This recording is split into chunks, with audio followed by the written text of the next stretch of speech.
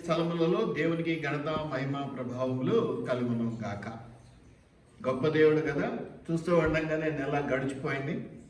So నేనందరికీ సంతోషంగా ఒక message పెట్టినాను, సక్సెస్ఫుల్గా వేస్ట్ చేసినటువంటి నెల జనవరి నెల అని చెప్పేసి. సో దేవునికి మహిమ. అది వేస్ట్ చేసామా ఉపయోగించుకున్నామా అది మన మనస్సాక్షికి దేవునికి మన పనులకు సంబంధించి అర్థమైపోతుంది. మరి రెండవ మాసంగా ఫిబ్రవరి ఈ యొక్క మాసం మొదటి రోజు మొదట ఆదివారంగా దేవుడు మనకి ఇచ్చినాడు. దేవునికి వందన. దేవుని చూపు చల్లగా మన మీద ఉండాలని, ఇంకాస్త ఆశీర్వాదం వైపు మనల్ని నడిపించాలని, ఈ మాసం అంతా కూడా గొప్పనైన శుభములు మీకు కలగాలని మనస్ఫూర్తిగా ప్రార్థన చేస్తూ ఉన్నాను. మనం ఈరోజు న్యాయాధిపతులను గురించినటువంటి కొన్ని మాటలు మాట్లాడుకుందాం.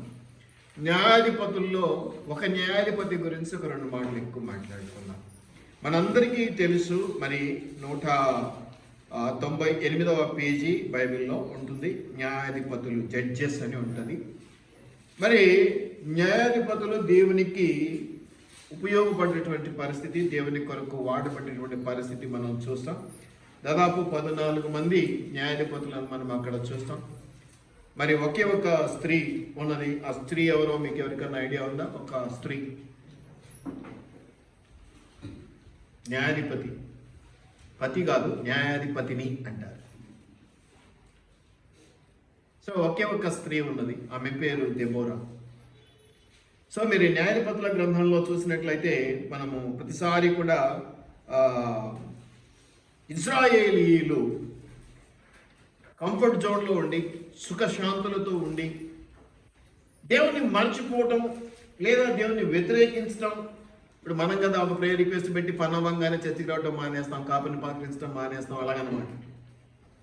పని అయిపోయింది కాబట్టి ఇంకేం పని ఉంది అనుకుంటాం. అట్లాగా ఇజ్రాయేలీయులు కూడా దేవుని ఆశీర్వాదాలు పొందుకుంటూ ఉన్నారు. దేవునికి ఇష్టమైన ప్రజలు కాబట్టి మంచి దీవెని పొందుకుంటూ కంఫర్ట్లో ఉన్నారు, సుఖంగా జీవిస్తున్నటువంటి పరిస్థితుల్లో వ్యతిరేకతలు అంటే వ్యతిరేకించడం, దేవుణ్ణి మరచిపోవటం, దేవుని పక్కన పెట్టేయటం, దేవుని తేలిక చేసేయటం, అవహేళనగా ఉంచుకోవటం, లేకపోతే ఇంకా ఇతరత్ర వేరే డైవర్షన్స్లోకి వెళ్ళిపోవటం, దారి మళ్లించటం, ఇలా జరిగిపోతూ ఉన్నటువంటి పరిస్థితి. ఈ రెబెలియన్ అంటే ఈ యొక్క వ్యతిరేకత చేసేటువంటి వారి విషయంలో జీవము గల దేవుని చేతిలో పడుట బహుభయంకరం. ఇందులో అనుమానం ఏం లేదు. కాబట్టి జాగ్రత్తగా ఉండాలి. జాగ్రత్త ఉంటే మాత్రం తరతరాల దీవెన. నువ్వు ఎస్ అని ఆయనకు విధేయత చూపిస్తే నీకు ఎన్ని దీవెనలు కావాలో అన్ని దీవెనలు అన్నట్టుగా వస్తూ ఉంటాయి. అయితే నమ్మిన వారిని ఎలా పరీక్షించాలి, ఎలా పరిశీలించాలి, అది దేవుని చిత్తం. మీరు ఇక్కడ గమనిస్తే ఎవరైతే ఇట్లా వ్యతిరేకించారో వారిని నడ్డి విరవటానికి, మన లోక భాషలో పళ్ళు ఊడగొట్టడానికి, వీపు బద్దలు చేయటానికి ఏం చేసేవాడంటే దేవుడు వాళ్ళను అన్యరాజుల చేతికి, అన్యుల చేతికి అప్పగించేటువంటి వాళ్ళు బాగా రోట్లేసి దంచేవాడు. అయిపోయాక ఏడుపు అనమాట. అప్పుడు మళ్ళీ మొదలవుతుంది, ప్రభా మా చెయ్యి వదిలిపెట్టినావా, ఎందుకు దేవా మాకు ఇన్ని కష్టాలు అని.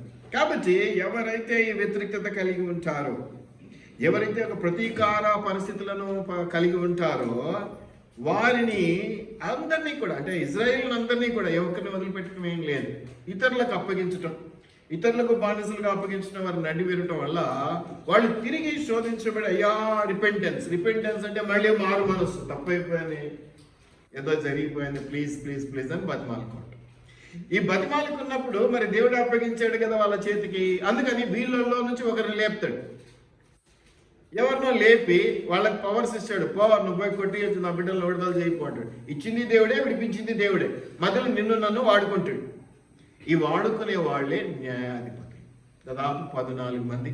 మీకు అందరికీ తెలుసు కదా, మీకు అందరికీ తెలుసు. సంసోన్ ఉన్నాడు, గిద్యోన్ ఉన్నాడు, ఇంకా చాలా మంది ఉన్నారు. అదొక స్టడీ. దాన్ని మీరు మళ్ళీ చూడండి, ఆలోచన చేయండి, చదివితే మీకు అర్థమైంది. దాదాపు అంతమంది న్యాయాధిపతుల్లో మగవారు, అందరూ మగవాళ్ళు.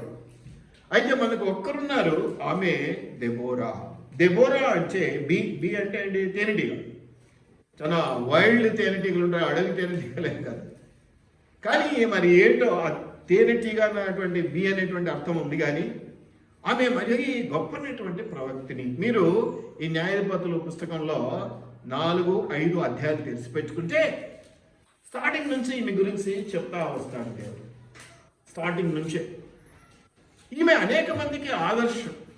నాకు ఆ పని చేత కాదు, నాకు ఈ పని చేత కాదు, లేకపోతే నేను చదువుకోలేను, నేను అందంగా లేను, అబ్బా నాకు ఎక్కడ వద్దబ్బా అనేవాళ్ళు ఈమెను చూసి కొన్ని నేర్చుకోవాలి. ఇన్ని ఉంటేనో నువ్వు చేస్తే అది గొప్పే కాదు, ఏమీ లేనప్పుడు నువ్వు చేస్తేనే గొప్ప. నీ దగ్గర అన్నీ ఉన్నాయనుకో, నువ్వు చేస్తే పెద్దగా గుర్తింపు ఏమఉండదు, అన్నీ ఉన్నాయి చేసావు. ఏమీ లేనప్పుడు కూడా దేవుని కొరకు నేను ఏదో చేశాను అంటే అది గొప్ప విషయం. ఈ దెబోరా గారి విషయంలోకి వస్తే మీరు 4వ అధ్యాయంలోను 5వ అధ్యాయంలోనూ మీరు ఆమె గురించినటువంటి 2 అంశాలు, అంటే ఆమె ప్రవక్తినిగా చేసినటువంటి ఒక చిన్న అనలేను నేను, పెద్ద యుద్ధమే జరిగింది అక్కడ. వాళ్ళని ఇశ్రాయేలీయులను విడిపించిన పరిస్థితి మనం చూస్తా ఉన్నాం. అయితే మనం ఇక్కడ చూస్తే 4వ అధ్యాయంలో 1వ వచనంలో మనం చూస్తే, యెహోదు మరణమైన తరువాత ఇశ్రాయేలీయులు ఇంకనూ యెహోవా దృష్టికి దోషులైరే. ఇప్పుడే చెప్పించాం మనం రెస్పాన్సివ్ రీడింగ్ లో 38వ కీర్తనల్లో దేవుని ఉగ్రత కూడా కొంత మనకు అనారోగ్యానికి కారణం, మన ఏమంటారు, ఆరోగ్యం మనల్ని విడిచిపోతుంది అనే వాక్యాల్లో చదువుకున్నాం. కాబట్టి దేవుని ఉగ్రత ఎప్పుడు మొదలవుతుంది అంటే మనం పాపంలో పడిపోయినా కోమ, చెప్పిన ప్రతిసారి ఏదో ఒక్కసారి 2 సార్లు అంటే పోనీలేను, నువ్వు ప్రతిసారి అదే చెప్పిందే చేస్తా ఉంటే ఇక నేను వద్దు అని ఎంతసేపు బతిమలకుండా ఒక్కసారన్నా తబక్కిన కోప్పడము లేదా కొట్టడం ఏదో జరిగిపోతుంది, మానవ మాత్రం కాదు. అయితే దైవికంగా దేవుడు ఇక్కడ తండ్రి సక్షించని కుమారుడు అనే మాటలు మనం జ్ఞాపకం చేసుకోవచ్చు. కాబట్టి వీళ్ళని అందరినీ తీసుకెళ్లి వాళ్ళకి అప్పగించడం, వాళ్ళేమో బాగా దంచేయటం, వీళ్ళను ఎవరిని, ఇశ్రాయేలీయులను, ఎవరిని, దేవుని బిడ్డలను, ఎవరిని, విశ్వాసులను. ఎందుకంటే కొంచెం క్రమం తప్పారు, కొంచెం ఒక రకంగా ఇక్కడ మాట చూస్తే చాలా తప్పారు. యెహోవా దృష్టికి దోషులైరి, పెద్ద మాటే, చిన్న మాట ఏం కాదు, ఏదో చిన్న తప్పు చేసినట్టు కాదు అది కూడా ఏదో మనుషుల దృష్టికి ఒకళ్ళకొకళ్ళం అంటే పోనీలే మన స్వాతినే కదా, పోనీలే 4 రోజులు మాట్లాడలేదు, మళ్ళీ మాట్లాడకుండా ఎట్లుంటాం, మళ్ళీ మాట్లాడదాం, దగ్గర అవుదాం, ఇట్లా ఉన్నాయి. కానీ అక్కడ ఎవరింతగా దోషులైనారు, ఎవరి చూపుకు వాళ్ళు చెడ్డైనారు. ఎవరైనా ఏదైనా చేస్తే మనం దేవునికి మొరపెట్టుకుంటాం. నేను ఎప్పుడు చెప్పే డైలాగ్ అదే, దేవునితోనే సత్సంబంధాలు కొనసాగించలేక చెడగొట్టుకుంటే మనం ఎవరికి చెప్పుకుంటాం? ఇంకా ఎవరైనా ఏదైనా చేస్తే ప్రభా నువ్వే దిక్కు సాయం చేయబడి, మనం దేవునితోనే మనం ప్రపంచాలు, లేదా దేవునితోనే కొంత వ్యతిరేకత, దేవునితోనే గొడవ వేసుకుందాం అనుకుందాం, ఎవరు మనం ఇంకెవరికి వెళ్ళి చెప్పుకుంటాం? కాబట్టి జాగ్రత్తగా ఉండాలి అని చెప్తూ ఉంటాను నేను మీకు ఎప్పుడు చెప్పిన. ఇక్కడ చూస్తే దేవుడు ఏం చేస్తాడో అటువంటి వాళ్ళని మీకు ఇక్కడ స్పష్టంగా, ఒక్కసారి కాదు, 2 సార్లు కాదు, దాదాపు 14-15 మంది న్యాయాధిపతులు. అంటే ఎన్నిసార్లు అప్పగించాడు ఒక ఈ యొక్క జడ్జిమెంట్స్ తోనే ఈ న్యాయాధిపతుల గ్రంథంలోని ఎన్నిసార్లు ఇశ్రాయేలీయులను దేవుడి ఇతరులకు అప్పగించి బాగా నడ్డిరగొట్టాడు. ఎంతమంది న్యాయాధిపతులు లేసారో అన్నిసార్లు, అంతే కదా. ఒక్కొక్కసారి ఒక్కొక్క న్యాయాధిపతిని లేపాడు అంటే ఇక్కడ 14-15 మంది న్యాయాధిపతులు ఉన్నారంటే ఎన్నిసార్లు నలగొట్టాడు దేవుడు వాళ్ళని ఇతరులకు అప్పగించి, అంతే కదా. ఒక్కొక్కరికి ఒక్కొక్కసారి లేపినాడు అంటే న్యాయాధిపతులు ఎంతమంది అయితే అన్నిసార్లు దేవుడు వాళ్ళని అప్పగించినట్టే. ఇంకా చాలా సార్లు జరిగిండొచ్చు, మనం ఈ న్యాయాధిపతుల్లో మాత్రమే చూస్తున్నాం ఈరోజు. ఇంకా చాలా సార్లు చాలా రకాలుగా జరిగింది. కాబట్టి మనం ఎప్పుడు కూడా దేవునితో సత్సంబంధాల విషయంలో చాలా చాలా చాలా జాగ్రత్తగా ఉండాలి. ఎవరు మనుషులు పెట్టినా పెట్టకపోయినా ఒకరోజు పెడతారు, ఒకరోజు బెటర్. కానీ దేవుడు నిరంతరం ఇచ్చేటువంటి దేవుడు. ఆయన దగ్గర మనం తోకాడించడం, ఆయన దగ్గర తల బిరుసుగా ఎగిరేయటం మంచిది కాదు, అది మంచిది కాదు, అది ఆశీర్వాదం కాదు. ఇక్కడ ఇశ్రాయేలీయులు అంటే ఆయనకు చాలా ఇష్టం, ఎవరిని లేపినా వాళ్ళ కోసమే.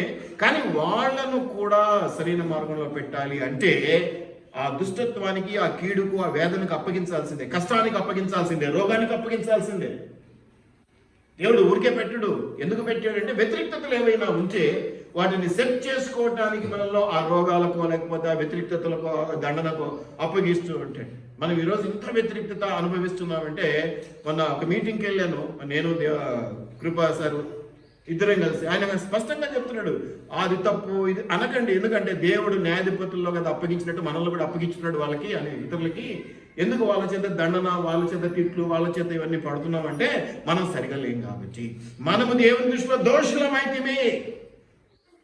కాబట్టి దేవుడు మనల్ని ఆ రోజుల్లో న్యాయాధిపతుల్లో ఇజ్రాయేలులను వేరే వాళ్ళకి అప్పగించినట్టు ఈ రోజు క్రైస్తవులను అప్పగిస్తున్నాడు. కాబట్టి దేవుని తప్పేం లేదు. మనం వంకర తీసేసుకుంటే, మనం యథార్థంగా ప్రవర్తించే, నేను చెప్తున్నాను కదా, నేతి బీరకాయలో నెయ్యి ఎంతుందో మనకు తెలియదు, కానీ క్రైస్తవుల్లో క్రైస్తవం ఎంతుందో తెలుసుకోవాలని దేవుని ఆశ. నా ప్రియ బిడ్డలు ఎంతవరకు నిలబడతారు, ఏం చేస్తారు, ఎంత బలంగా ఉంటారు? పరీక్షా సమయము, సంవత్సర కాలం చదివిన చదువు 3 గంటల పరీక్షకు అంటే సహజంగానే ఇది బాగాలేదనిపిస్తుంది. సంవత్సరం అంత చదువు 3 గంటల్లో నువ్వు రాసే దాని మీద ఆధారపడుతుంది. కానీ దేవుడు దేన్నైనా ఏదో అన్నం ఉడికిందా లేదా చూడడానికి ఒక మెతుకు చాలంటారుగా అట్లా. కాబట్టి ఇన్నిసార్లు న్యాయాధిపతులల్లా మీరు చదివితే ప్రతిసారి ఇదే. గిద్యోన్ని అందుకే లేపాడు, సంసోన్ని అందుకే లేపాడు. ఇంకా మీరు చూస్తే చాలా మంది 14 మంది దాదాపు మగ ప్రవక్తలు ఉన్నారు. ఈమె ఒక్కతే ప్రవక్తిని అనేది మనం చూస్తా ఉన్నాం. ఇక్కడ మీరు గమనించినట్లయితే యెహోవా దృష్టికి దోషులైన ఎవరండి? ఆయన పిల్లలు. వేరే వాళ్ళ గురించి దేవునికి పట్టదు, అవసరతల. ఎప్పుడైతే తనను సొంత రక్షకునిగా అంగీకరించారో వాళ్ళు ఎప్పుడైతే దేవుని యందు భయభక్తుల నుంచి డైవర్ట్ అయిపోతూ ఉంటారో, ఏదైతే భ్రమపరచు ఆత్మతో నింపబడి చేయకపోయినా చేసినామన్న భ్రమలోనూ, ఆత్మీయంగా ఉండకపోయినా ఉన్నామన్న భ్రమలోనూ ఉంటారో వాళ్ళకు తెలియచెప్పడానికి దేవుడు కొన్ని కఠిన నిర్ణయాలు తీసుకుంది. అందుకే కొంతమంది ఆశీర్వాదాలు పొందుకోవటంలో చాలా డిలే అవుతుంది, ఆశీర్వాదాలు పొందుకున్న ఎదుగుదల ఉండదు. చాలా మంది ఏమంటారంటే చిల్లు సంచిలో వేసినట్టుంటుందండి మా సంపాదన, ఎంత సంపాదించినా నిలబడడం లేదు అంటారు. బొటాబొటిగా ఉండటానికి దేవుడు మనల్ని పిలుచుకోవాలా. ఆయన అన్ని విషయాల్లో సమృద్ధిని ఇవ్వటానికి. అంటే 10 అడిగితే 20, 20 అడిగితే 40 టైపులో మనకు ఆశీర్వాదాలు రావటానికి పెట్టుకున్నాడు. మనం 10 అడిగితే 1 కూడా రావట్లేదంటే ఇది ఎందుకు అంటే యెహోవా దృష్టికి దోషులమైతిమి. ఆనాడు ఇశ్రాయేలీయులు యెహోవా దృష్టికి దోషులైరి కనుక ఇదన్నీ న్యాయాధిపతుల గ్రంథమే వచ్చేసింది మనకి.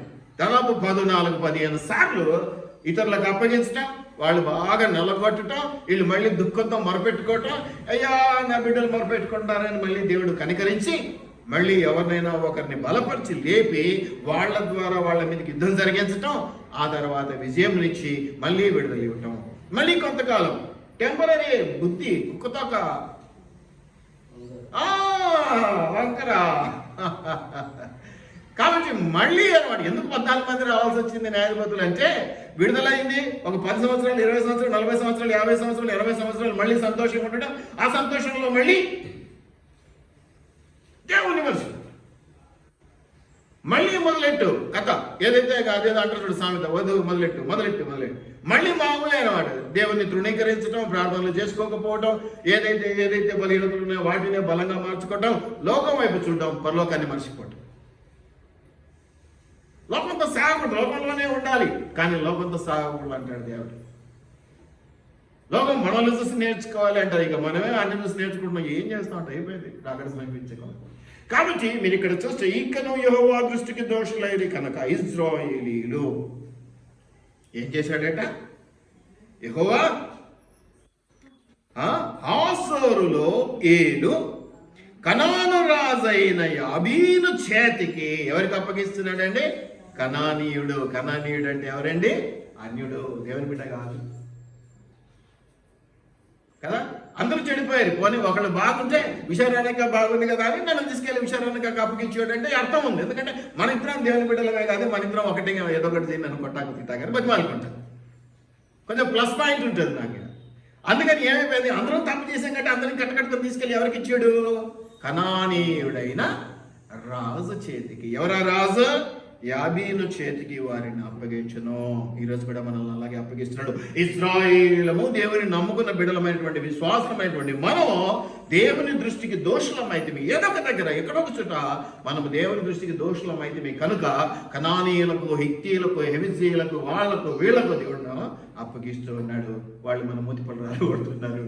మళ్ళీ కొంతకాలం తర్వాత అయ్యో అనవసరంగా ఆడ తప్పిపోయిన కుమారుడు పందుల దాంట్లోకి వెళ్ళి ఆ పొట్టు తినేటప్పుడు జ్ఞాపకం చేసుకున్నాడు. నా డాడీ దగ్గర ఎంతమంది పనులు ఉండ్రి, విందు ఎంత జరుగుతుండే, ఏం కథ, ఎట్టి భోజనాలు, ఇక్కడ నేను అంతే. అట్లా వస్తే తప్ప మనకు అది గుర్తురాదు. కష్టం వస్తే తప్ప సుఖం విలువ తెలియదు. ఆ కష్టం దేవునికి దూరమే. మన మూర్ఖతతో, దావీదు అన్నాడు కదా, మూర్ఖతతో తెచ్చుకుంటూ నా తెలివైన వాడు ఎప్పుడో తెచ్చుకోడు. ఆడ డాడీ కేక్ ఏం కానీ ఎవడరా టీవీ చూసేది అనగానే టీవీ బంద్ చేసేదానికి ఒకడు పరిగెడితే అంతకంటే ముందు పోయి రూమ్లో పుస్తకం పట్టుకునేటోడు చిన్నోడో ఎవడో ఒకడు ఉంటాడు. గట్ల ఉండాలి మనం కూడా. ఉండము. ఏం చేస్తాం? అప్పుడు ఏం చేస్తాడంటే, నందిని పోనీలేమ్మా, వెంకన్న పోనీలేండి, ఆయన పిల్లలు కదా అంటాడు కదా. నా దగ్గర జాబితాలు చెప్పిన 100 సార్లు నువ్వు పిల్లదాని అయితే నాకేంది, నీకు 100 సార్లు చెప్పినా కదా, ఆయనకు 100 చెప్పినా నీకు 100 చెప్పినా. ఎక్కడ పోయింది మీ తెలివితేటలు? ఎక్కడ పోయింది మీ భయము భక్తి? ఎక్కడ పోయింది మీ విశ్వాసం? అందుకని ఏం చేస్తాడు, కనానీయుడైన యాబీను రాజు చేతికి నన్ను అప్పగిస్తాడు. యాబీను రాజు దౌడు అయిపోయింది. అప్పుడు గుర్తుకొస్తుంది మళ్ళీ. సరే అదేమిటో తర్వాత చూద్దాం. కానీ అతని రాజు కాబట్టి మాటికి వచ్చే రాజు కొట్టాడు కదా. రాజు ఏం చేస్తాడు, ఎవరికో చెప్తాడు. ఎవరికి చెప్పాడు ఈయన? సేనాధిపతి అన్యుల హరేషోతులో నివసించిన సిసేరా. అంతే కదా, రాజు మంత్రికో సేనాధిపతికో చెప్తాడు. ఇక ఇలా కథ తెలుసు, వీళ్ళు దొరికినారిగా వాన్స్గా. అందులోనూ వాళ్ళకు పడని వాళ్ళ జత అయితే, ఇప్పుడు మీరు నిర్గమకాండంలో చూస్తే స్టార్టింగ్లో యోసేపుకు తెలియని ఫరో వచ్చినప్పుడు అంతకుముందు ఎన్ని ఇటుకలు చేయాలో వీళ్ళకి డబల్ చేసేసినారు. ఒట్టిగా డబల్ చేయకుండా కాల్చడానికి గడ్డి కూడా ఇవ్వటం మానుకున్నాను. మీరు మొదటి అధ్యాయంలో ఇవన్నీ చదువు. ఎందుకు వచ్చింది ఇదంతా? నేను చెప్పాను కదా, అసూయ. అంతే. ఎందుకంటే వాళ్ళు దేవుని చేత దీవించబడుతున్నారు. ఇజ్రాయేలీలు చాలా బలంగా ఉన్నారు, చాలా గొప్పగా ఉన్నారు. కాబట్టి వాళ్ళకి అసూయ పుట్టి పని ఎక్కువ చేసేసి, సతాయించడం ఎక్కువ చేసి, విసిగించడం ఎక్కువ చేసి, బాధ పెట్టడం ఎక్కువ చేయడం జరిగింది. అట్లాగే ఇక్కడ కూడా దేవుడు అప్పగింపు ఉన్నటువంటి పరిస్థితులలో మనం గమనించినట్లయితే ఇక్కడ అన్యుల చేతికి, ఆ రాజు చేతికి ఇజ్రాయేల్ అప్పగించాడు. ఒక కష్టం చేతికో, ఒక కన్నీటి చేతికో, ఒక బాధ చేతికో, ఒక వేదన చేతికో, ఒక అవమానం చేతికో వీళ్ళు కూడా అప్పగిస్తాడు. మీకు పాజిటివ్గా చెప్తున్నా. మూర్ఖతతో మనం తెచ్చుకునే అవమానాలు వేరే ఉంటాయి. అయితే నిన్ను బలపరిచి, ఎందుకంటే నువ్వు దూరమైనవు దేవుని దృష్టికి. దోషులు అనేది చిన్న మాట ఏం కాదు, పెద్దది. దేవుని దృష్టికి దోషులమైతిమా మనల్ని అలాంటి రాజుల చేతికి, అలాంటి సైన్యాధిపతుల చేతికి అప్పగిస్తాడు దేవుడు. ఆ దేవుని చిత్తం లేకుండా అది కూడా జరగదు. ఇలా జరిగింది అంటే అది కూడా దేవుని చిత్తమే, దేవుడే అప్పగించాడని నేనంట. వంకర తీయటానికి, నడ్డి విరవటానికి కదా, పళ్ళు రాళ్ళగొట్టడానికి, రోడ్లో వేసి దంచితే అన్నీ చక్కగా, రసం పిండితే అన్నీ చక్కగైతాయి. కష్టం రాలేదనుకో మాటినం, ఎప్పుడు సుఖాల బాట పెట్టామనుకో ఒళ్ళొంగదు కదా. 4 రోజులు రెస్ట్ తీసుకున్నాడు, వాడిని ఇప్పుడు తీసుకొని వచ్చి అది ఎక్కిస్తే చేస్తాడా? కష్టం కదా. మీరే ఇల్లు ఉండడం, అంట్లు తోమటం, 1 సంవత్సరం మానేసి చూడండి, నడుము వంగదు ఇంకా.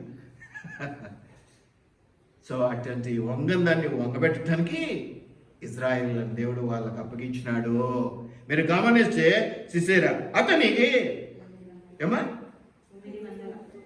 ఆశామాషి కాదండి. 1 రథం కాదు, 2 రథాలు కాదు, అదేదో మామూలు రథాలు కాదు, తొక్కిచ్చేటోడేమో బాబు రథాల కింద. ఏం జరిగిందమ్మా? ఎన్ని రథాలంట? 900 ఇనుప రథములో.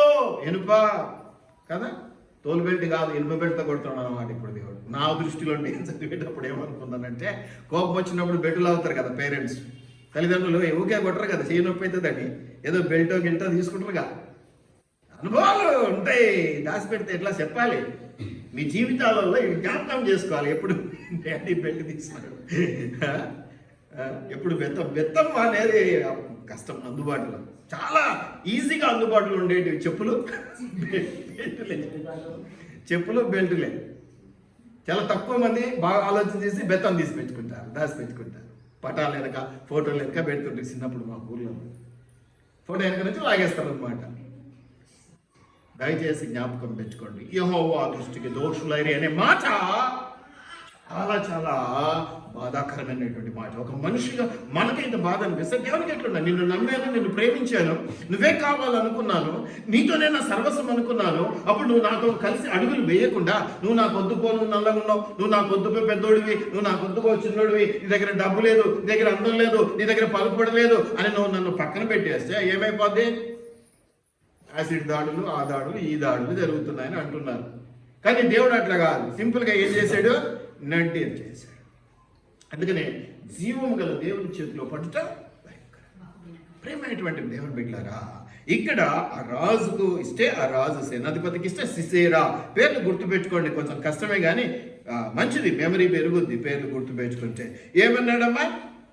900 ఈ ఇనుపరథముల మాట ఎందుకు చెప్పాడు అనుకున్నాను నేను మధ్యలో. ఇప్పుడు సైన్యాధిపతికి అప్పగించాడు రాజు అంటే, అవును రాజు ఏం చేయడు కాబట్టి వాళ్ళను జైల్లో వేయటం కొట్టడం అవన్నీ కదా సైన్యాధిపతి చూసుకుంటాడు కాబట్టి అని అనుకున్నాను. అది కూడా మళ్ళీ ఏంటి, ఇనుపరథములు అన్నాడు. అప్పుడు నాకు గుర్తుకొచ్చింది, ఓహో బెల్ట్ తీయాలంటే తోలు బెల్ట్ పనికి రాదు ఇజ్రాయేల్ కానీ ఇనుప బెల్ట్ తీసినాడు అనేసి అనుకున్నాను. లేకపోతే నాకు ఆ సందర్భంలో అది నాకు ఎందుకు పెట్టాడు అనేది ఆలోచన అట్లా అనిపించింది నాకు.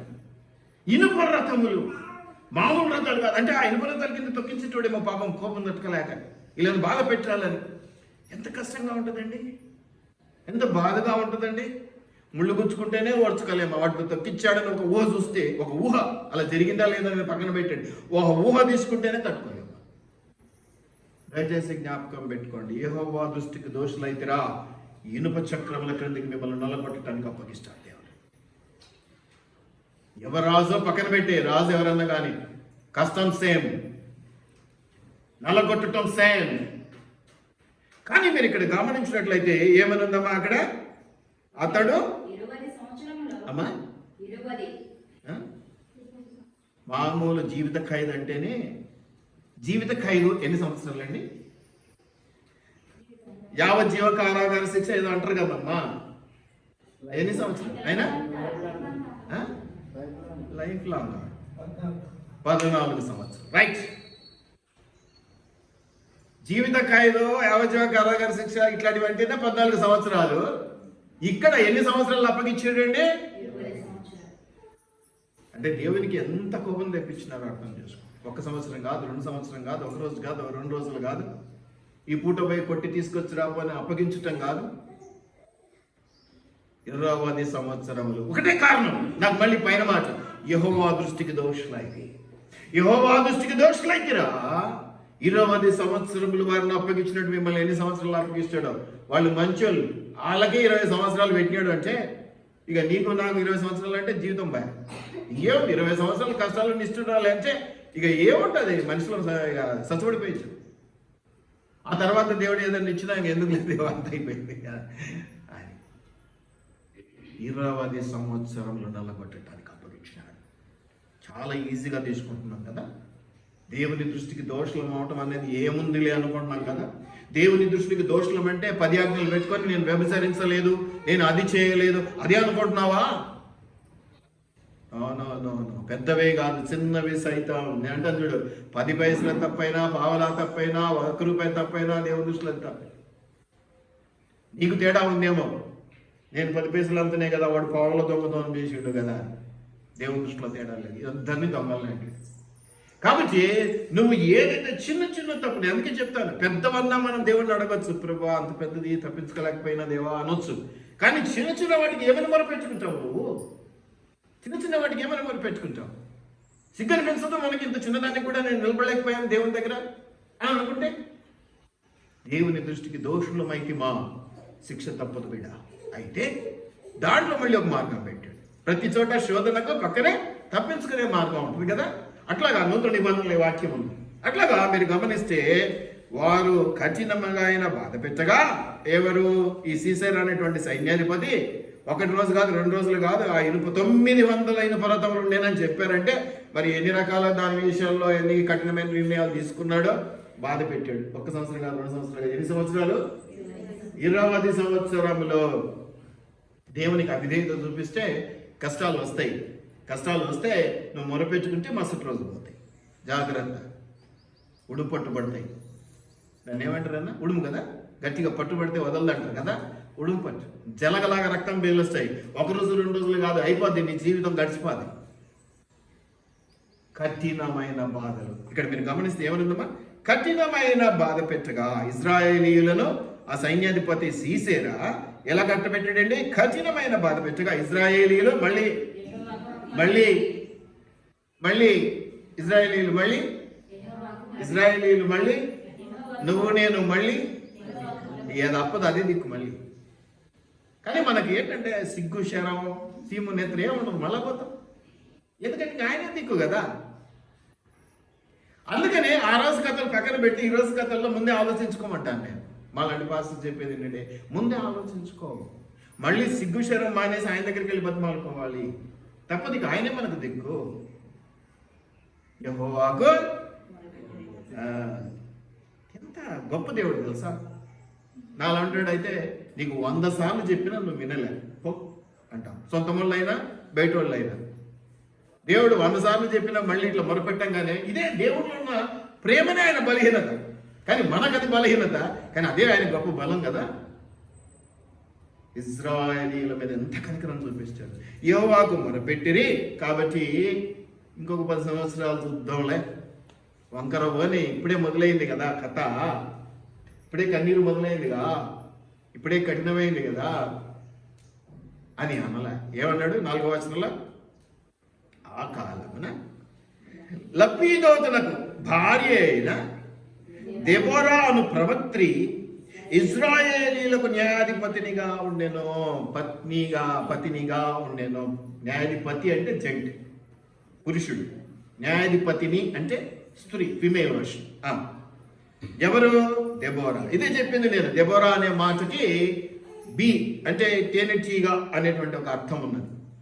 వైల్డ్, క్రూరమైనటువంటిది. బాగా తేనెటీగలు తెలుసు కదా, మామూలుగా కొడితే ఏం కాదు, కానీ తేనెటీగ కొడితే అంతే కథ మన పరిస్థితి కదా. నొప్పి, బాధ, భయము, అది ఒక రోజులో పోదు, చాలా కష్టం, మందులు వాడాల్సింది. సో ఇక్కడ ఏదైతే నేమన్నది ఇజ్రాయెల్కి నాధిపతినిగా ఉండేను. సో ఈమె గురించి ఇప్పుడు మనం మాట్లాడుకునేది. దెబోరా.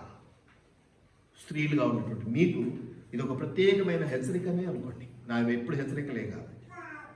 మేము చేయలేము, మా వల్ల కాదు, ఇంటిని సగదిరడమే మాకు కష్టమైపోయింది, మా ఆయన కాలుగా కాలేసుకొని కూర్చుంటాడు కానీ మాకు సాయం చేయడు, టీ కూడా ఆయనకి టేబుల్ దగ్గరికి తీసుకెళ్ళి ఇవ్వాల్సిందే, మళ్ళీ తాగినాక కప్పు కూడా అన్నే పెడతాడు, మేము వెళ్ళి తెచ్చుకోవాల్సిందే. ఇక దేవుని కొరకు సమయమా, దేవుని పని చేయాలన్నా, చర్చికి రావాలా, అసలు యూత్ మీటింగ్కి పోవాలా, అసలు పాటలు పాడడం నేర్చుకోవాలా, అసలు అనుకునేటువంటి దేవాలయాలైన మీకు నేను చెప్తున్నాను. మీరంతా దేవాలయాలే, టీలు కూర్చుతారు బాగా. ఏం చేస్తాం, తప్పదు, అయినా భరించాల్సిందే. మీ ప్రోత్సాహం లేకపోతే మేము నిలబడలేము, మీ బలం మీరు మాకు ఇవ్వకపోతే మేము నిలబడలేము. సంఘాలు కట్టబడాలన్నా, సంస్థలు ఆశీర్వదించబడాలన్నా మీ చెయ్యి అంటూ ఉండాల్సిందే. అందుకే ఈరోజు ఎప్పుడు తీసుకోవాలి దేవర టాపిక్, 2 మాటలన్నా మాట్లాడదాం అనిపించింది, 2 మాటలన్నా మీకు చెప్పాలనిపించింది.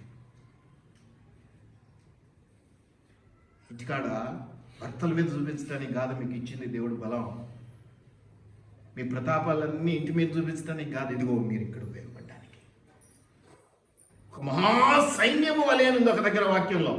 అంటే ఇలా చెప్తున్నా కాబట్టి మీరు నిద్రపోమాకండి, మీకు కూడా. ఎందుకంటే మీకు కూడా, మీరు 14 మంది ప్రవక్తలు, వీళ్ళు ఒకళ్ళే కదా, అలా మీరే ఎక్కువ. అలా అట్లేం బాగుపడకండి. ఈడాది కాదు, యా చర్చ అయినా స్త్రీలు ఎక్కువ, అది సహజం. యాడ చర్చిపోయినా ముందొచ్చేది స్త్రీలే, కూర్చునేది ఎక్కువ మంది వాళ్ళదే ఉంటుంది. అది మామూలుగా ఏం చేస్తామంట, ఏర్పాటు పడ్డాడు, పిలుచుకున్నాడు దేవుడు వాళ్ళను. ఏం అనలేదు, నమస్తే సార్ అని పని చేయించుకోవాల్సిందే, బుజ్జగించి పని చేయించుకోవాల్సిందే, కానీ అనడానికి లేకుండా పోయింది దేవుడు. అందుకే కదా పక్క టెంపుల్లో నుంచి తీసాడు అన్నట్టు. సరే, ఆ టాపిక్ పక్కన పెట్టేస్తే ఎంత గొప్పనైనటువంటి స్త్రీ నేను గమనించింది చెప్తాను. దాంట్లో కూడా మీరు చదివితే దానికి కొన్ని మాటలు వస్తాయి. మొట్టమొదటిది ఏంటంటే ఆమెలో బలమైన విశ్వాసం ఉన్నది.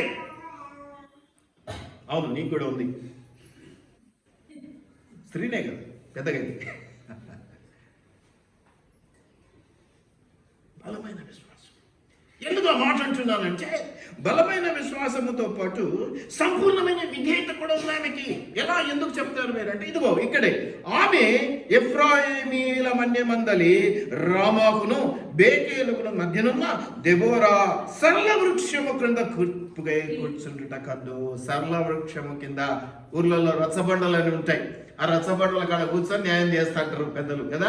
మీరు పాత సినిమాలలో, సీరియళ్లలో చూసింటారు. రచ్చబండ అంటే పెద్ద రావి చెట్టు ఉండి, రావి చెట్టు చుట్టూ బండలు వరిసి కొంచెం గట్టి చాలా బాగుంటుంది. అక్కడ కూర్చుంటే ఇంకా ఊర్లో అటుపోయేటోళ్ళు ఇటుపోయేటోళ్ళు హాయిగా బలకరిస్తా పోతుంటారు.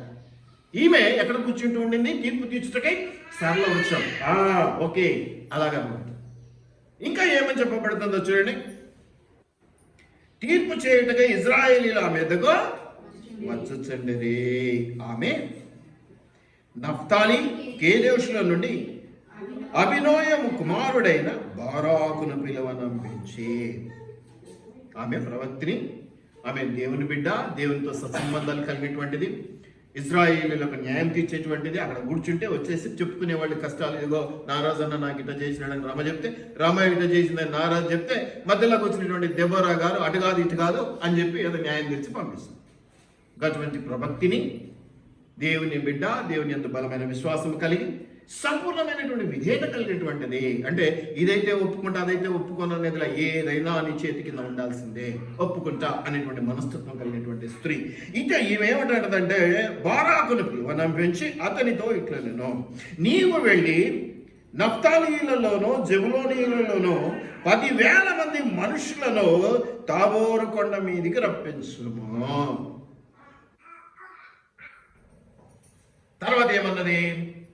నేను నీ దగ్గరికి యాబీను సేనాధిపతి అయిన సిసేరాను, అతని రథములను, అతని సైన్యమును కీషోను ఏటి యొద్దకు కూర్చి నీ చేతికి అతనిని అప్పగించేదనని ఇజ్రాయేలీల దేవుడైన యెహోవా.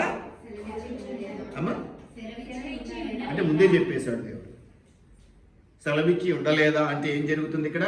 సెలవిచ్చాడు నాకు అని చెప్పట్లా, సెలవిచ్చి ఉండలేదా, ఎప్పుడో జరిగిపోయింది. కొన్నిసార్లు మనకు దేవుడు ఎప్పుడో బయలుపరుస్తాడు, మనం నెగ్లెక్ట్ చేస్తాము. అప్పుడు ఇటువంటి వాళ్ళు పాస్టర్స్, ఇప్పుడు ప్రవక్తిని అంటే ఎవరు? ఒక పాస్టర్. అప్పుడు జ్ఞాపకం చేస్తాడు, అప్పుడే చెప్పాడు కదరా, ఇప్పటిదాకా ఎందుకు చేయలేదు మీరు అంటే. అప్పుడే చెప్పాడు కదా దేవుడు, ఇప్పుడు ఎందుకు చేస్తున్నారు? అప్పుడే చేయాలి కదా, ఎంత నష్టపోయారు మీరు అంటే. దయచేసి జ్ఞాపకం పెట్టుకునండి, ఈమె ఒక ప్రవక్తిని, ఒక న్యాయాధిపతి, ఒక స్త్రీ, ఒక భార్య.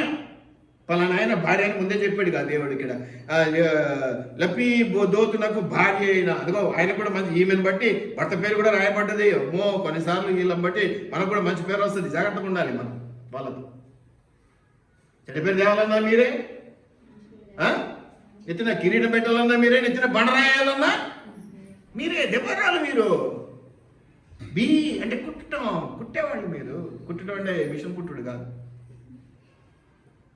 దయచేసి జ్ఞాపకం పెట్టుకోండి, మీ శక్తి చిన్నది కాదు. మీరు కొంచెం పొట్టిగుంటారు, సన్నగుంటారు, కానీ మీ శక్తి చిన్నది కాదు. దయచేసి జ్ఞాపకం పెట్టుకోండి. ఏమంటున్నారు ఇక్కడ? ఒక మంచి భార్య. అంతేకాకుండా ఇంకేంటి? మీరు 5వ అధ్యాయము 7వ వచనం చూడండి ఒక్కసారి. ఇజ్రాయేలీల అధిపతులు లేకపోయి దెబోరా అను నేను రాకమునుపు ఇజ్రాయేలీలో, అంటే ఆమె ఇప్పుడు ఎవరు? నేను లేక ముందు అనే మాట చెప్తూ ఇప్పుడు నేను తల్లిగా ఉన్నప్పుడు అనే మాట వచ్చింది. అంటే ఇప్పుడు ఆమె ఎవరు? తల్లి. ఏదో తన పిల్లలకు కాదు, ఒకటే మాట చెప్తున్నాను, ఇజ్రాయేలీలకు తల్లిని. అంటే మంచి భార్య, మంచి స్త్రీ, మంచి తల్లి, ప్రవక్తిని, న్యాయాధిపతి. ఎన్ని రకాలైన లక్షణాలు ఆమెలో ఉన్నాయో చూడండి. ఇంకా ఎందుకు నేను ఆమె మంచి ఇది అని చెప్పగలుగుతున్నానంటే, ఆమెకు దేవుడు కృపనిచ్చినాడు, న్యాయాధిపతిగా వాడుకుంటున్నాడు. ఆమె ప్రవక్తిని కూడా. ఆమె ఎవరినైనా పిలుచుకోవచ్చు, లేదా ఆమెనే పోవచ్చు. కానీ తన కింది వారిని ప్రోత్సహించడానికి, ఇజ్రాయేలీలను బలపరచడానికి వాళ్ళలో నుంచి ఒకరిని పిలుచుకున్నది. నేనే ఎన్నైనా చేయొచ్చు, కానీ నేను మిమ్మల్ని ప్రోత్సహించడానికి, మీకు అలవాటు చేయడానికి, మిమ్మల్ని ఇప్పుడే చెప్పాను కదా, యూత్ మీటింగ్ అంటే నాకు ఎవరు దొరకదు. ఎందుకు? నాకు వచ్చేది ఏం లేదు, మిమ్మల్ని బలపరచాలి, మీకు అది అలవాటు చేయాలి, మీకు నేర్పించాలి. అది నా బాధ్యత, నా బాధ్యత. అందుకని ఇక్కడ ఆమె మంచి నాయకురాలని చెప్తున్నా. అని నేను చెప్తున్న నాయకులు అనేకులు ఉన్నారు ఈ రోజుల్లో. కానీ ఈమె ఎంత సింపుల్గా వాళ్ళందరినీ రమ్మని, ఏరా దేవుడు చెప్పలేదా నీకు? అప్పుడెప్పుడో చెప్పిండు కాదు రా భయ్, ఇప్పుడేం చేస్తున్నావు ఎంతకాలం నువ్వు ఇంకా అనేసింది. ఎంత మంచి మనసు, ఎంత తల్లి గుణం. కొన్నిసార్లు మనము చాలా మంది చేసేది ఎట్లుంటుందంటే, చిన్నప్పుడే కాదు చాలా రోజులుగా మనం ఈ కథ చెప్తూ ఉంటాం. ఒక చిన్న పిల్లాడు ఇల్లు సర్దేటప్పుడు బీరో సరిపోయే పరిస్థితుల్లో తండ్రికి హెల్ప్ చేస్తాడంట. తండ్రి తోస్తున్నాడు, చిన్నపిల్లాడు కూడా కింద నుంచి దోస్తున్నాడు. యాక్చువల్గా అది తండ్రి బలానికి కదిలి వెళ్తుంది. అంత అయినాక పిల్లోని భుజం తట్టారు, బలి చేసినవరా అన్నాడంట. పిల్లోడేమో ఇచ్చిట్టు అన్నాడంట. ఇంకా అటు ఉంటుంది మనతో. ఇది ఆ పిల్లాన్ని ప్రోత్సాహం. ఇప్పుడు కూడా నేను అన్నదేంటి, మీరు టైంకి రావాలి, మీరు వాక్యం చదవడానికి నన్ను అవకాశం కల్పిద్దామంటే మీరు రావట్లేదు. ప్రోత్సహించడానికి అది నా బాధ్యత కాబట్టి. వచ్చినా రాకపోయినా నా కొరకు ఏది లేదు. కానీ ప్రోత్సహించే విషయంలో మీ వల్ల నేను కొంచెం వెనకడిగేయాల్సి వస్తుంది. మీరు వస్తే నాకు ఉపయోగం, మీరు వస్తే నేను ఉపయోగించుకుంటా. అప్పుడు రాను అనకుండా బారాకు వచ్చాడు కాబట్టి ఉపయోగించబడ్డాడు. పోమా పో, ఆడ ముందే సైన్యం అధిపతి మమ్మల్ని సావపడుతున్నాడు, నువ్వు ఇక్కడ కూర్చొని చెట్టు కింద మంచి న్యాయం చెప్తున్నావు, నువ్వు రమ్మంటే నేను రావాలని అడిగిన వాడు రాకపోయి ఉండి ఉంచే, బారాకు అనేటోడు రాకపోయి ఉండి ఉంచే. ఈ కథలో వాడి పోర్షన్ లేదు. దేవుడు ఆమెనే వాడుకునేవాడు. మీకు ఇచ్చిన పనిని మీరు చేయకపోతే దేవుడు ఊరికే ఉండడు, ఇంకొకరితో వాడుకుంటాడు. జాగ్రత్త పడండి. ఇప్పుడే రండి ముందుకు. అక్క నువ్వు పోతుండవా, నువ్వు పోతే సార్లే, నేను ఎందుకు ఉంటాయి డైలాగులు. అన్నా సారు ఇద్దరు ఎందుకన్నా, నేను నువ్వు పోతున్నావు కదా, నేను సలుపు నాకు బంధువులు వచ్చినారు ఇంటికాడ, చికెన్ తెచ్చుకోను అని మావిడ మళ్ళీ బీ కుడుతుంది.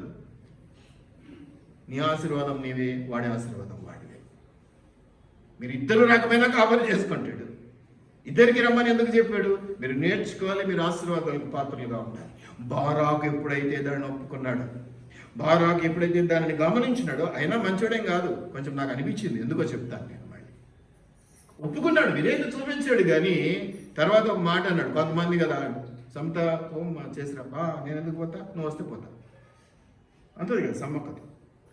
మమ్మీ నువ్వు వస్తే నేను, లేకపోతే నేను పోను చూడు అంటారు కదా. అదే అన్నాడు ఈయన కూడా. అది చెప్తాను, మీరు గమనిస్తే ఎంత చక్కగా. అది ఆమె నిజమైన నాయకుడు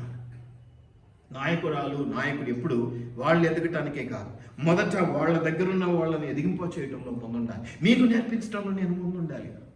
మీరు విసుకుంటూ ఉన్నా మీరు ఎందుకంటే రేపొద్దున అది మీకు బలంగా తయారై కూర్చుంటుంది. మీకు ఆకలితో అన్నం పెట్టడం నాకు పెద్ద విషయం ఏం కాదు. కానీ ఆ అన్నాన్ని మీరు ఎలా సంపాదించుకోవాలో నేను మీకు నేర్పించాను అనుకోండి, నేను లేకపోయినా మీరు సంపాదించుకొని తింటారు. ఇది మీరు గమనించాలి.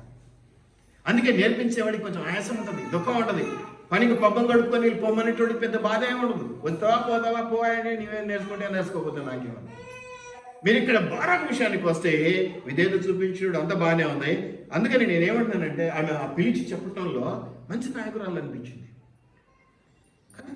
ఏం పని ఉంది ఆమెకి? ఇవన్నీ ఎవడన్నా ముందుకు వస్తే చేయించుకోవచ్చు, లేదా ఇంకో రకంగా ఆమెను వెళ్ళి చేసుకోవచ్చు. ఇప్పుడు ఈ పుస్తకం నేను ఇక్కడ నుంచి తీసి పెట్టడం నాకు చాలా సులువు. ఎవరితో నన్ను చేయించాలంటే వాడిని బతిమాలుకొని బామాలుకొని వాడిని కాకాబట్టి వాడిని నువ్వు ఇంద్రుడివి, నువ్వు గొప్పోడివి, నువ్వు మహారాజువి అని వానికి మళ్ళీ చాక్లెట్కి డబ్బులు ఇచ్చి ఈ పుస్తకం ఎందుకు అవన్నీ సింపుల్ కదా, నేను తీసుకెళ్ళి అక్కడ పెట్టుకొని రావడం అనుకుంటు. దేవుడు అట్లా చేయలా, అలా చేయకూడదు కూడా. మీరు విసుక్కున్న మీకు నేర్పించడమే బాధ్యత. మీరు కోప్పడ్డ మీకు అది మీకు ఆశీర్వాదం కనుక, వేరేదైతే అవసరం లేదు. మీరు ఇక్కడ బారాకు విషయానికి వస్తే ఏమనుందో తెలుసా? అక్కడ సేనాధిపతి అయిన సిసెరానాథ్ రథం, ఎందుకు రథాలని కూడా చెప్తుందంటే ఆ రథాల ద్వారా బాగా విసిగించినాడు, ఏదో హింసించినాడు. అందుకని ఆ రథాలు ఏమిటి, 10 రథాలు 20 రథాలు కాదు, 900 రథములు. అవి కూడా మామూలు చక్కవి కాదు, రథాలు అంటే చక్కవి కాదు, ఇనుపవి. ఆ రథాలను కూడా నేను తీసుకొచ్చాక నీకు అప్పగిస్తానని దేవుడు చెప్పలేదా అంటుంది. అంటే గుర్తు చేసుకోరా భయ్, ఎంతకాలం మౌనంగా ఉంటావు? దేవుని పనిని ఆటంకపరుస్తున్నావు, నువ్వు మౌనంగా ఉండి ముందుకు రావాల్సిందే. నో అని చెప్పడానికి కూడా వీల్లేదు. కాబట్టి ఏదైనా పని చెప్పాడు అనుకోండి, నో అని చెప్పడానికి కూడా వీల్లేదు, అది ఇరుక్కుపోయినట్టు అనమాట, చచ్చినట్టు ముందుకు రావాల్సిందే. ఇక్కడ బారాకు దగ్గర అదే జరుగుతా ఉంది. ఏమని జరుగుతుంది చూడండి. పిలువను అతని అంతటా కిషన్ ఏటి దగ్గర కూర్చొని నీ చేతికి అప్పగించదని ఇశ్రాయేలు దేవుడు యెహోవా సెలవిచ్చి ఉండలేదా అని దెబోరా చెప్పగా, బారాకు నీవు నాతో కూడా 8వ వచనం 4వ అధ్యాయం 8వ వచనంలో ఏమంటే, నీవు నాతో కూడా వచ్చిన ఎడల నేను వెళ్ళదను, కానీ నీవు నాతో కూడా రాని ఎడల నేను వెళ్ళనని ఆమెతో చెప్పాను. ఈ విధంగా చూస్తే ఏ రకాలైనటువంటి అంశాలు మనం గమనించవచ్చు. ఆమె అక్కడ బారాకు విషయమే కాదు, బారాకాలు అన్నందుకు నీకే అప్పగిస్తానని సెలవిచ్చి ఉండలేదన్న మాట కొంచెం డైవర్ట్ చేసేసి, ఒక స్త్రీ ద్వారా నీకు ఈ పని జరుగుతుంది, వెళ్దాం అని వస్తాను నేను కూడా, నాతోనే కాదు ఇంకొక స్త్రీ. అలా మీరు గమనిస్తే సీసాను అప్పగించింది, సీసాను పరిగెత్తుకుంటూ వెళ్ళిపోయినాడు.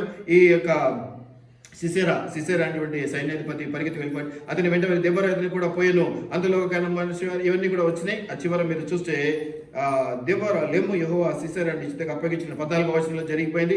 ఈ దినం అదే అని చెప్పినప్పుడు బారాకు వారిని హతం చేయనట్లు 15వ వచనంలో చూస్తే సిసేరాను అతని రథములన్నింటినీ అతని సర్వసేనాను కలవరపరచగా సిసేరా తన రథము దిగి, మీరు ఈ మాట గమనించండి, బారాకు వారిని హతము చేయనట్లు యెహోవా సిసేరాను అప్పగించాడట. మళ్ళీ దేవుడే ఇన్వాల్వ్ అయ్యాడు అక్కడ. వీడు పోయి చేసిందేం లేదు, ఆ సేనాధిపతిని కలవరపరిచి వీడి చేతికి అప్పగించినాడు. అలా అప్పగించినప్పుడు వాడు పారిపోయినాడు. ఆ పారిపోయిన తర్వాత మీరు గమనిస్తే ఒక్కడు కూడా మిగల్లేదు, ఈయన వెళ్ళిపోయాడు.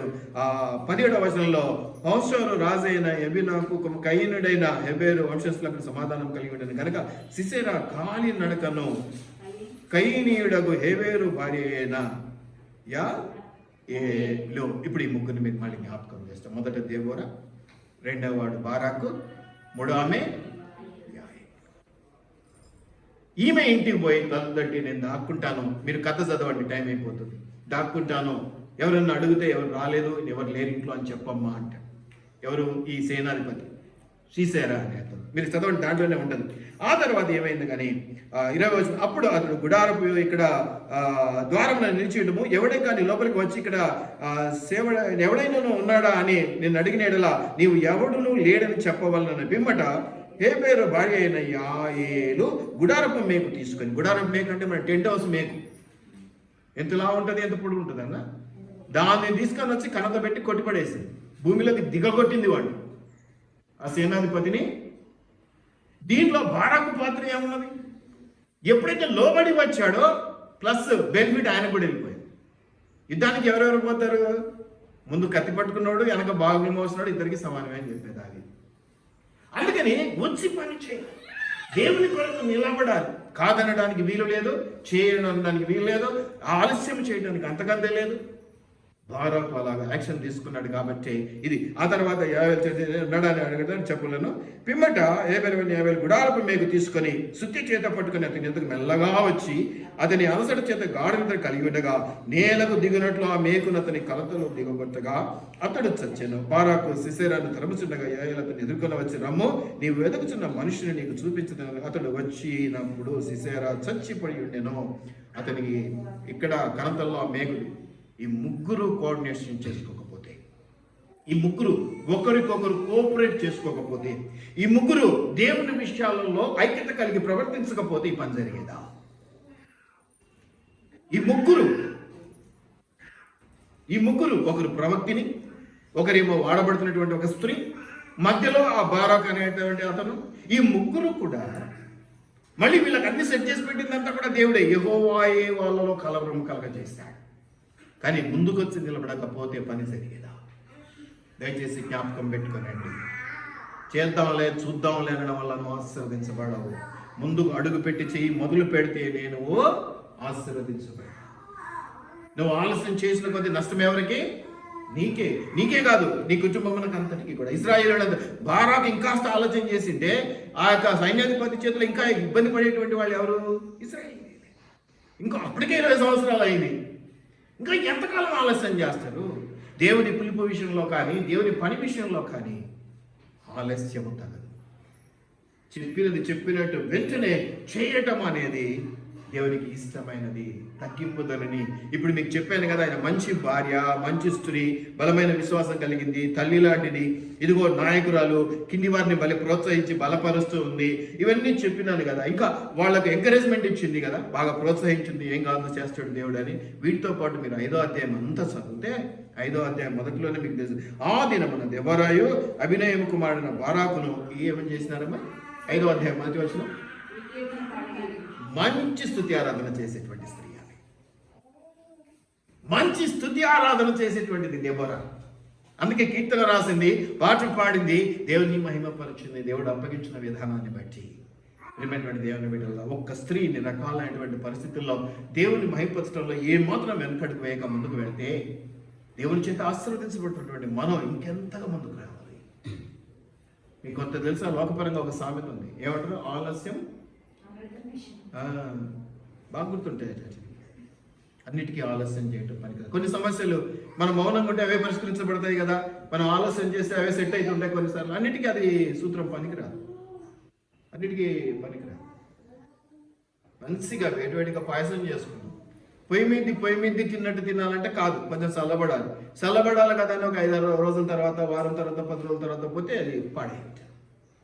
దానికి ఒక లిమిట్ ఉంది. నువ్వు ఆలస్యం చేయడానికి కూడా ఒక లిమిట్ ఉంది. మరీ సంవత్సరాలు ఏమంటారు దాన్ని, ల్యాగింగ్ సాగవికి వృధా చేయకూడదు. దేవుని సమయం నువ్వు చేయవు, ఇంకొకరు చేయడానికి వీలు కాదు. ఎందుకంటే దేవుడు ఎవరికి ఏదైతే అప్పగిస్తాడో అది వారే చేయాలి. చాలా మంది ఏమనుకుంటారంటే నేను పోకపోయినా అప్పుడులేదు దేవుడి పని కదా, జరుగుతుంది. నువ్వు ఆశీర్వాదాలు పోగొట్టుకుంటావు. దాని తర్వాత 2 సార్లు నేను పిలిచాను అనుకుంటే రాలేదు, 3వ సారి పిలవడానికి నాకే మనసు కాదు, ఇట్లాగా రాట్లేదు నా వాళ్ళు అంటే. అది ఈయన దేవుని నోట్ నుంచి చూస్తే ప్రమాదం. ఓకే, మనిషిని కాబట్టి నేనైతే ఓకే, మీకు పెద్ద డేంజర్ ఏం కాదు. కానీ అదే దేవుని నోట్ నుంచి వీళ్ళకి మాటల్ని వినడాలని ప్రజలు లయమైపోతారు. లయం అంటే ఏంటో తెలుసా? లయమైపోతారంటే నాశనం అయిపోతారు. అది అవసరమా మనకి? ఇంతగా ప్రోత్సహించేవాడు. కొన్ని దెబోరా అంత కాకపోయినా ఇప్పుడే చెప్పాను నేను మీకు. అవన్నీ నేను మెసేజ్లో చెప్పలేను కాబట్టి దీనికంటే ముందు ఎలాగ మిమ్మల్ని ప్రోత్సహించాలో అనుకుంటున్నానో మీకు కొన్ని చెప్పాను. కొన్ని మీటింగ్లు ఎట్లా ఉంటాయి, కొన్ని పరిస్థితులు ఎలా ఉంటాయి, అవి వచ్చినాం. ఎందుకు చెప్పానంటే ఇదే, దేబోరా అంత కాకపోయినా ఆమెలో పైసా అంతనా నేను మిమ్మల్ని ప్రోత్సహించగలను. కానీ ఎప్పుడో మీరు వచ్చినప్పుడు, మీరు అనుకూలతలు ఉంటేనే నాకు అది లేదు, నాకు అది నష్టమవుతుంది, దేవుని కొరకు అన్నీ నష్టపోవాల్సి వస్తుంది. నీ ధనము ప్రభు యేసుదే కదా. ధనము ఘనము అంతా ప్రభు యేసుదే అంటే ఏడప్ప తడుపుకొని వేస్తాం కానుకేసినా కూడా.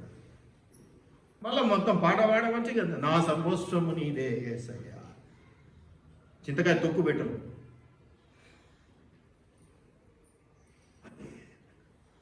మాటలతో కాదు, క్రియలతో పెట్టారు వాళ్ళు. అందుకే గుర్తుకొచ్చింది. వాళ్ళని ఏమనటం లేదు. కొంతమంది గురించి చెప్తారు, మాటలు కోటలు దాటుతాయి కానీ మనస్సు గడప దాట.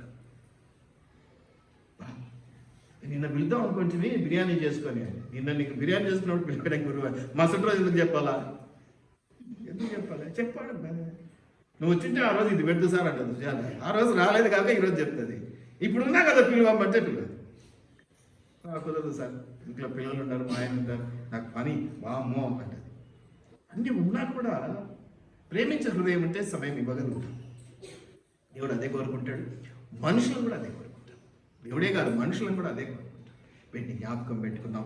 చివరిగా మళ్ళీ జ్ఞాపకం చేస్తాను, ఎన్ని రకాలు కదా ఆమె, అన్ని రకాలుగా ఆమె ప్రవక్తిని, ఆమె మంచి ఇది. మీకు ఇంకా ప్రవక్తినులు ఉన్నారమ్మా, మీరు కూడా కాదు, చాలామంది ఉన్నారు. మిరియాం ఉన్నది, నిర్గమకాండం 15:20. హల్దా ఉన్నది, 2వ రాజులు 22:14. నవద్య అనే ఆమె నెహెమ్యా గ్రంథం 6వ అధ్యాయం 14వ వచనం. సమయం అయిపోతుంది కాబట్టి ఊరికే చెప్తున్నాను. అన్న అనేటువంటి ప్రవక్తిని కూడా ఉంది, లూకా సువార్త 2వ అధ్యాయం 36వ వచనము. అపోస్తుల కార్యములు 1:21-9 నలుగురు ఉన్నారు. ఫిలిప్పు కుమార్తెలు కదా, ఫిలిప్పు కుమార్తెలు నలుగురు కూడా ప్రవక్తినిలే, మీరు కూడా ప్రవక్తినిలే. కానీ తల వంచి ఎస్బాస్ అంటూ దేవుని పట్ల ప్రేమ కలిగి, దీనత్వం కలిగి, ఆయన బలమైన చేతి కింద దీనులుగా పనిచేయడానికి సిద్ధపడినప్పుడు మాత్రమే. సిద్ధపడకుండా మీరు రాకుండా బలవంతంగా నోట్లో కుక్కటం అనేది ఎవరి తరమో కాదు. గుర్రాన్ని నీటి కుంట ఎద్దకు తీసుకెళ్ళగలం కానీ నీరు తాగేటట్టు చేయడం. మీరు సహకరిస్తే దెబోరా లాంటి ప్రోత్సాహం ఇవ్వటానికో, లేకపోతే దేవుని లాంటి ఉత్సాహాన్ని ఇచ్చి మీకు విజయం ఇవ్వటానికో ఎక్కడ ఏ విధమైనటువంటి నెగటివిటీ, ఆటంకమో లేదు.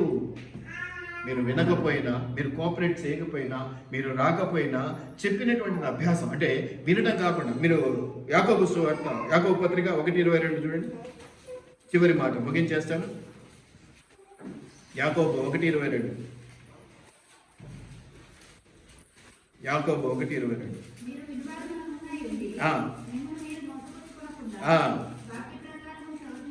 చూడండి, ఓకే విని సార్ సార్ నాటకాలు ఆడతారు. ఈ వినటం అనేది, యాక్షన్స్ అనేటివి ఏదో ఇతరులను మభ్య పెడుతున్నాం, ఏదో కాపరికి గోలేస్తున్నాం కాదండి. మిమ్మల్ని మీరే మోసం చేసుకుంటున్నారు.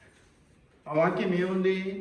వినేవాడిని మోసం చేస్తున్నాం అనడంలా, వినివారు మాత్రమే ఉండి పని చేయకపోతే, క్రియారూపకంగా ఏమీ లేకపోతే మిమ్మల్ని మీరే మోసపుచ్చుకుంటున్నారు. మీరు అనుకుంటున్నారు వాడిని మోసం చేసిన భలేగా నేను చెప్తే ఇంకా వాడు అతికినట్టు ఉంటుంది రా నాయన, వాడు ఇంకా అసలు నమ్మేస్తాడు అంటారు. నమ్మమండి. కానీ మీ బుద్ధి అదేం తెలిసిన తర్వాత ఏం అనలేక గమ్మునుంటాం. నమ్మకం ఏర్పడి కాదు మిమ్మల్ని పోనీ అనుకునేది. వీళ్ళు మారారు, ఇంతకు వీళ్ళని ఎందుకు బాధ పెట్టారు, ఇంకా నేను బలవంతం చేసే కదా ఇంకా 4 అబద్ధాలు చెప్తారు, ఎందుకు వచ్చింది తిప్ప అని గమ్మునుంటారు. వినివారు మాత్రమే ఉండి మిమ్మల్ని మోసపుచ్చుకోనగా వాక్య ప్రకారము ప్రవర్తించువారు మేము ఉంటే దీవించబడ్డాం. దెబోరాను తీసుకోండి, బరాకును తీసుకోండి, యోయేలు ఆమెను తీసుకోండి. ఈ ముగ్గురు ఒకరికొకరు సహకరించుకొని సహాయం చేసుకుంటే గొప్ప ఆపద. ఒకరిది ఇద్దరిది కాదు, ఒక కుటుంబానికి కాదు, ఇశ్రాయేలులందరికీ విడుదల ఇప్పించారు. ఆ విడుదల ఇచ్చిన తర్వాత ఏమైందో తర్వాత చదువుకోండి మీరు. ఎన్ని సంవత్సరాలు మళ్ళీ శాంతితో సమాధానంతో ఉన్నారో ఐడియా ఉందా? ఎన్నిసార్లు తెలుసా? ప్రతిసారి మళ్ళీ ఒక 40 సంవత్సరాలు, ఒక 50 సంవత్సరాలు. ఇప్పుడు దెబోరా టైంకి వచ్చేసరికి 40 సంవత్సరాలు మళ్ళీ మామూలే. మొదలెట్టు 40 సంవత్సరాలు పీస్ఫుల్గా బతికినారు, అన్ని బాగా జరిగినాయి. మళ్ళీ మామూలే. మనకు 4 రోజులు ఆశీర్వాదం వస్తే 5వ రోజు మనం బతుకునే అయిపోయింది. మళ్ళీ కష్టం రావాలి. దానివల్ల నష్టపోయేది మనమే. మనం జ్ఞాపకం చేసుకున్నాం, దేవుడు ఏది చెప్తాడో అది చేయటానికి మనం పోతున్నాం. Do what God calls you to do. దేవుడు ఏదైతే చేయమని నీకు అప్పగిస్తూ ఉన్నాడో దానిని చేయటానికి. ఇది మంచిది, ఇది చెడ్డదు, అదైతే నేను చేసేదాన్ని, ఇదైతే నేను చేసేవాడిని కాదు. అది నువ్వు ఏది చెప్పినా నా ధనము నా ఘనము ప్రభు యేసుదే. డూ ఏదైతే నువ్వు చేయాలని దేవుడు పిలుస్తూ ఉన్నాడో దానిని చేయటానికి మనమంత మూర్ఖంగా ఉండొద్దు, కానీ ప్రాణం పెట్టడానికి సైతం రెడీ అన్నట్టున్నారు. అలా ఎప్పుడు అడగడు కదా, కానీ అంత సిద్ధపాటు అవసరం. ఇంకోటి ఏంటంటే, నేను ఆర్డినరీ సార్, నేను ఇంగ్లాండ్లో పని చేసుకుంటాను సార్, చదువు సంగతి లేదు, నువ్వు కథలు చెప్పాలి. దేవుడు ఎవరిని ఏర్పాటు చేసుకుంటాను అన్నాడు? చదువర్లను, అందగాళ్లను, డబ్బున్నోళ్లను, పలుకుబడిన వాళ్ళను. ఎవరిని? జ్ఞానులను వెర్రివారుగా చేయడం కోసం. నువ్వు వాళ్ళకంటే గొప్పవాడివి, గొప్పదానివి కదా. పెంట కుప్పల మీద వాళ్ళ మీద కంటే కూడా మీరు గొప్పలే కదా. మీరు గొప్పలే, నేను గొప్పవాడిని, చాలు కదా, అది చాలు కదా. అటువంటి వాళ్ళనే పెంట కుప్పల మీద వాళ్ళనే ఏర్పాటు చేసుకునే దేవుడు ఇంకా నిన్ను ఇంకా ఎంత బాగా చేసుకోవాలి, ఎంత బాగా ఏర్పాటు చేసుకుని వాడుకోవాలి. కాబట్టి నేను కష్టము ఇటడి నకరాలు ఏమంటాం దాన్ని, పిల్లలు అట్లా చేస్తే ఏమంటాం దాన్ని, నకరాలు చేయకంటాం కదా. నువ్వు నకరాలు చేయకూడదు ఎవరి దగ్గర. నాకు అది రాదు, నాకు అప్పగిస్తే చేసేటోడిని. నలుగురికి అప్పగించామంటే మీరు ఐక్యత పెంచుకోవాలి, మీతో ప్రేమలు పెంచుకోవాలి. మీరు కలిసి ముగ్గురు కలిసి చేస్తే ఎట్లా వచ్చిందో విజయం చూస్తున్నారు కదా, దేవుడు కూడా అది సంతోషిస్తాడు. కాబట్టి తప్పని పరిస్థితుల్లో కలుపుతాం. విడగొట్టి తీసుకొని వచ్చి పని చేసుకుంటే మాకు మేలు. ఎందుకు తలనొప్పి?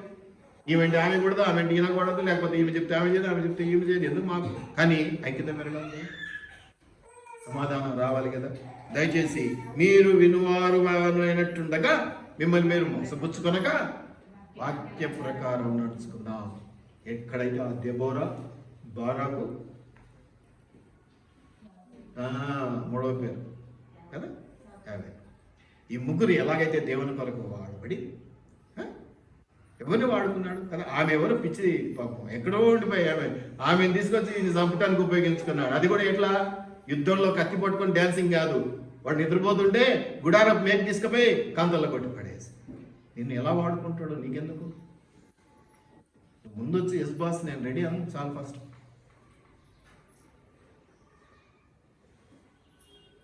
చాలా మంది అంటారు విస్తర్లు ఎత్తేసేది కూడా దీవెనే, కానీ చాలా మందికి ఇష్టం ఉండదు. ఏదో తెలియదుగా తెలుసో అట్లా చేయాలని చేస్తారు షో కోసం. దయచేసి జ్ఞాపకం పెట్టుకోనండి, ఇది సమయం. నేడే రక్షణ దినం కదా. నేనేమంటున్నానంటే 1వ తారీఖు అయిపోయింది, నెల వేస్ట్ చేసేసిన. నేను అందుకే పెట్టాను. నేను అది పోయిందేదో పోయింది నెల. ఈ రోజు నుంచి మనం మొదలు పెట్టాం. This is the time to surrender. దేవునికి మనల్ని మనం అప్పగించుకోవడానికి ఇదే సరైన సమయం. దేవుని పనికి వాడబడటానికి ఇదే సరైన సమయము. ప్రభు అప్పగించు, దెబోరాలాగా పనిచేయడానికి మేము సిద్ధం. బారాకులాగా పనిచేయటానికి నేను సిద్ధం, యావేలాగా పనిచేయటానికి నేను సిద్ధము ప్రభు అని ఒక్కసారి ప్రార్థన చేసుకుందాం. బల్లలోకి వెళ్ళకముందు ప్రభు నేను సిద్ధము నాయన. ఎన్నో సంవత్సరాలు గడిచిపోయినాయి. ఈ సంవత్సరం కూడా చూస్తూ ఒక మాసం 31 దినాలు వృధా చేసుకున్నాం. నీ మాట వినడం కాదు, నీ మాట విని దాని ప్రకారం నడుచుకోవడానికి యోగ్యతగా మమ్మల్ని మార్చుకోతండి. ఏదో ఆచార ప్రకారం వ్యవహార ప్రకారం బల్లలో చేయటం కాదు, నిన్ను ప్రేమించి నీ ద్వారా భుజాన చేయి వేసుకొని మెప్పు సాధించుకొని బల్లలో చేయి వేయాలి, పాలి భాగస్తులుగా వేయాలి. మాకు సహాయం చేయమని ప్రార్థన చేద్దాం. తండ్రి నీకు వందనాలు, కృపసత్య సంపూర్ణ నీకు వందనాలు. నైనా దెబోరాను జ్ఞాపకం చేసుకున్నావు. ఒక మంచి ప్రవక్తినిగా, మంచి భార్యగా, మంచి విశ్వాసురాలుగా, సంపూర్ణ విధేయత కలిగినటువంటి బిడ్డగా, ఒక తల్లిగా ఇశ్రాయేలులకు అలాగే ప్రోత్సహించేటువంటి బిడ్డగా, అయా ప్రభు అందరినీ ఎంకరేజ్ చేసేటువంటి బిడ్డగా మేము చూస్తూ ఉన్నాం. అలాగే మమ్మల్ని యూజ్ చేసుకోండి, అలాగే ఉపయోగించుకోవడం ద్వారా నీ పనిలో మేము పాలిభాగస్తులు కాబట్టి దీవించబడేలా సహాయం చేయమని నజరేయుడైన యేసు నామములో అడిగి పెట్టుకుని ప్రార్థిస్తూ ఉన్నాం. మా పట్ల ఆమేన్.